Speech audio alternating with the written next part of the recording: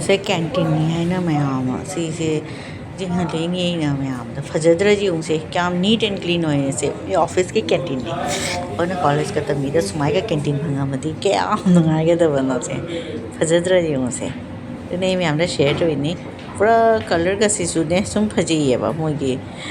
this chair जिंग जे table जिंग से फजी तो आसी ने फ्रूट की सलाद नहीं सी से कपो ये एप्पल का ऑरेंज का ने कनो तौरीबा मिक्स तौरगा फ्रूट सलाद असी टेंगोसी याम कानाबनी मैम से हजी पिकनिक तसु पुबु चलबनी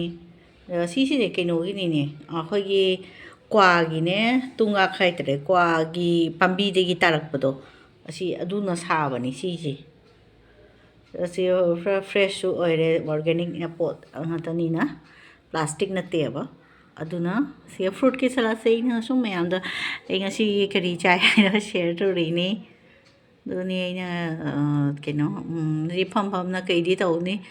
इनमदा ओरसु फ्रूट की सलाद ओइना चारे अदा मैम चुकचाक से एने सुमाय तौना मोथोइबा मरुदो लोथोगा चुकचाक तो सुमाय तौरिबा अदे थुम खरा चाइसले पाउडर मोरक सुम चाट मसाला आइदो खितंग खरा चाइसलगा बस लोरे सिले संगोंगा थकेरा चंगांगा थकेरा इनमदागी सिसे हावनी ma'am này xuống sẽ cho nên nghe nè cái đi tàu hoài đâu thì sẽ có một lâu nồi ngon nào vậy đi lên một lên mẹ thì này mẹ mà gì cái nó sẽ evening snack sai ta đấy sẽ कुछ चुजाक तो स्माइ ngौथोए मरु के दो सिना पिठा दो दुगा चंगांगा थक्तोइबा ma'am सिनेना share तौरिना तौरिनी संदागिने Simu ma'am सी एनाने veg पूरा totally veg निरामिस साइडो गाड़ी कैसुम यादबीद स्क्वाश सिगा थोंदब जाम अहाव रेसिपी अमनी मिटेगी चिंजाक हैनरदी अखोगी कनो स्क्वाश हैनरगदी हाउतब मीसु स्क्वाश ने करिगुमदा मिटेगी खाना कनो से हैनरदी टेस्टो कहीं कनोगी हवाईजार से हैनरगदी सी याम अहाव हिंजांग आई थोंगोरी मैम शेयर तौनिंगी मैम सुमाय तौद चाव अदी हावरी दुगिनी असी अदी मिरामिस नुमित्सिगा असी चानिंगीबा दुगिनी से जोंचाक खरा तौरे जोंचाक यामहंदरे मोरक लेरे तेजपत्ता लेरे तिलहौ लेरे सिना फदिगोम लेरे सिना हरिबोपसु लेरे मैम हरिबोपनी सिसे हरिबोपनी सिसे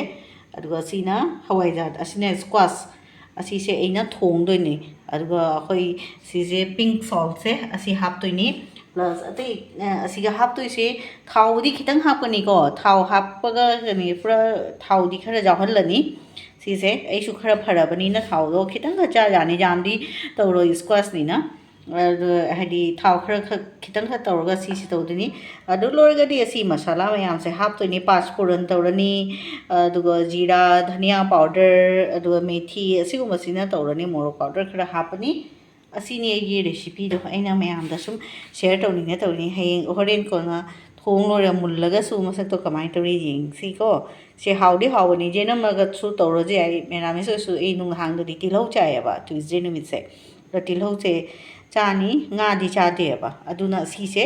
अहाव रेसिपी अमनी अइनादि हानसु तौना चारे दो मयामसु पामगदि से अमुतंग तौना चाबिउ मितेगी मने मचिन मितेगी चिंजाक पाम मीनदि से हावनी किना हवयार मना हैनदबसु लेना गारी तुंगासु हैनदब लेना अदुगी सिसनी एंगसिगी रेसिपी अदुना ए मयामदा से ए थोंदो दो मयाम से हिंगसु थाक्तोइनिको सिगे दो अइना पुथोक थमेंगी से हिंग काय जगरे से हिंगनी मयाम हिंग सिसु थाक्तोइनि नतदि से मनमनिना हवाईजारगी मनम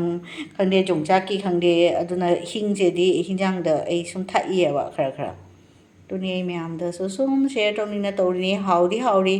दनि इरोंबा तोंगा गारी असिगुंबा हवाईजार इकाई थबी जोंचाक असिगुंबा हैनबा मीदि असुम हाउनेबा सि हिंजांगसे अरे थे मीदि खंगदरे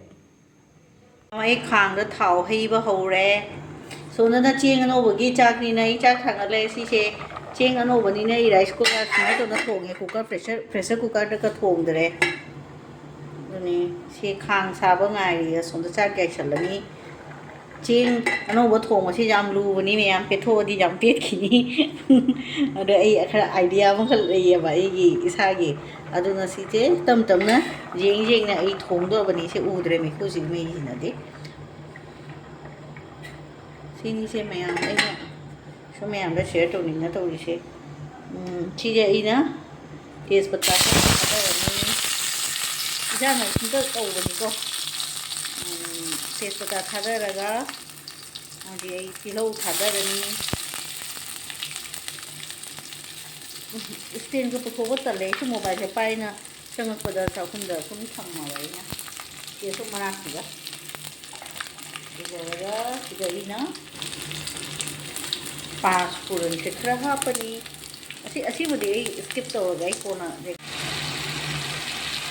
ꯁꯤ ꯃꯌꯥꯝ ꯂꯣꯏ ꯍꯥꯞꯆꯤꯜꯂꯦ ꯏꯟꯖꯥꯡꯁꯦ ꯑꯗꯨꯒ ꯑꯩꯗꯤꯅꯦ ꯈ꯭ꯋꯥꯏꯗꯒꯤ ꯐꯥꯔꯁꯇꯅꯦ ꯑꯩꯗꯤ ꯍꯥꯟꯅ ꯃꯨꯟꯊꯅꯕꯒꯤꯅꯦ ꯊꯨꯝꯁꯦ ꯑꯩ ꯍꯥꯟꯅ ꯍꯥꯞꯄꯤꯑꯕ ꯈꯔ ꯁꯨꯝ ꯇꯦꯁꯇꯣ ꯈꯔ ꯌꯥꯡꯅ ꯃꯨꯟꯅꯕꯒꯤ ꯃꯤꯅ ꯍꯥꯟꯅ ꯌꯥꯏꯉꯪꯒ ꯀꯩꯀꯩ ꯂꯣꯏ ꯍꯥꯏꯔꯒ ꯂꯥꯁꯇ ꯊꯨꯝꯒ ꯊꯥꯛꯄꯗꯣ ꯑꯩꯗꯤ ꯑꯗꯨ ꯇꯧꯗꯦ ꯀꯩꯅꯣ ꯉꯁꯥꯏꯒꯤ ꯑꯥꯏꯗꯤꯌꯥꯗ ꯊꯨꯝꯁꯦ ꯍꯥꯟꯅ ꯍꯥꯞꯈ꯭ꯔꯗꯤ ꯃꯥ ꯃꯅꯨꯡ ꯆꯨꯅ ꯐꯖꯅ ꯄꯣꯠꯁꯤꯡꯁꯦ ꯄꯠꯊꯅ ꯃꯨꯟꯗꯣꯏꯅꯦꯕ ꯑꯗꯨꯒꯤ ꯑꯩꯅ ꯑꯁꯤꯁꯦ ꯀꯩꯅꯣ ꯇꯧꯔꯤꯅꯤ ꯍꯥꯟꯅ ꯊꯨꯝ ꯍꯥꯞꯆꯜꯂꯦ ꯑꯗꯨꯒ ꯉꯥꯛꯇꯪ ꯃꯥꯁꯦ ꯅꯣꯟꯊꯍꯟꯗꯣꯏꯅꯤ ꯃꯊꯟꯇ ꯃꯨꯜꯂꯅꯦꯕ ꯁꯦ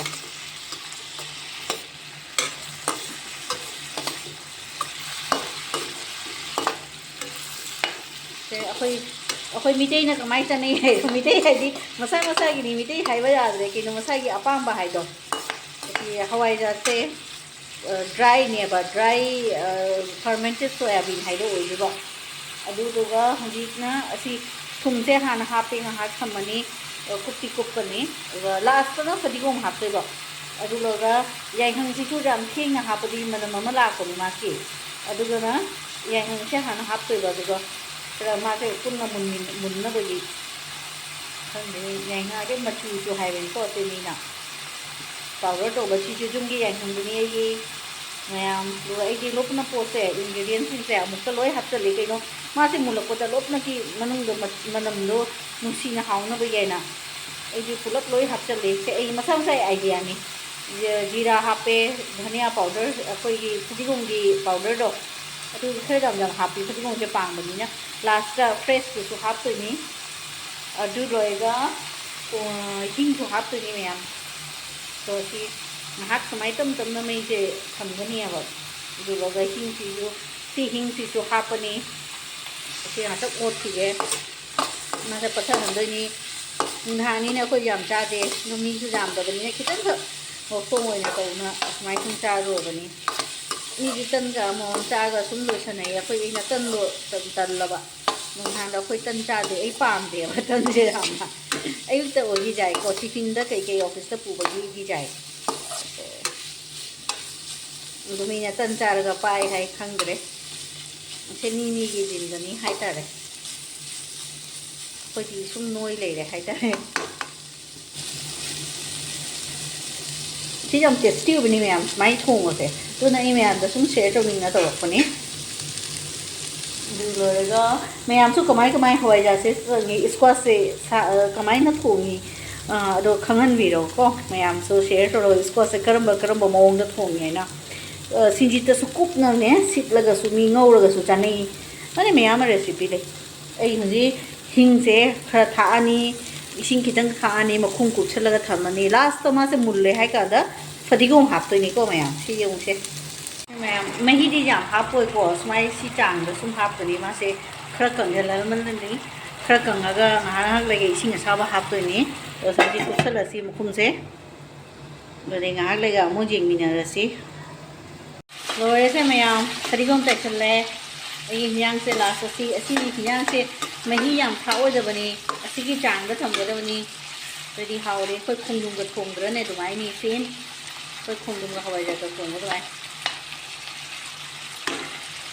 uni lore fadiगोम taichale lore asi ne chang da tham da bani hyang se last fadiगोम thachale ai loi ba gi ke no si se loram dai gi cái moment tu vậy na video tàu ấy nhiều lắm khi cái chàng đó mà hi dê giảm pháp bây giờ bữa nay khi सेम सिगी केनो सिगा थमगदबनी चांग सिगा थमगदबनी फदिगोम चाइसले लोरे गी हियांग सिनी अखोय से हवाईजार सिदी अयाम मीना चाना दे अखोय मिते दी China अते नॉर्थ ईस्ट की ट्राइब्स नु दी चाइबा बट जापान दनी ने जामना पॉपुलर नी से फर्मेंटेड सोयाबीन नी अखोय से दो एसिना ड्राई ओइबनी को से अइसना ड्राई सोयाबीन नी अकंगबदुनी सिसे दो मैम की रेसिपी से अगी हवाईजार का स्क्वाश का थोंग से हाउनी हाउरई खंगनबिरो को मैम नोइसु सुमाय चाब्रा मैम से सुमाय चानब्रा चानद्रा तो खंगनिंगी दा अगिसिदी पुरा गसी वेज निना जोंचा सु जावरे दुगा केनोसु हवाईजार सु जावरे दि स्क्वाश से मीदी जाम चानदेना इचम चमी हाउती आइदो सुमाय तोरगा चारगा सु हाउबनी दुगेना शेयर थोरिनी मैम दा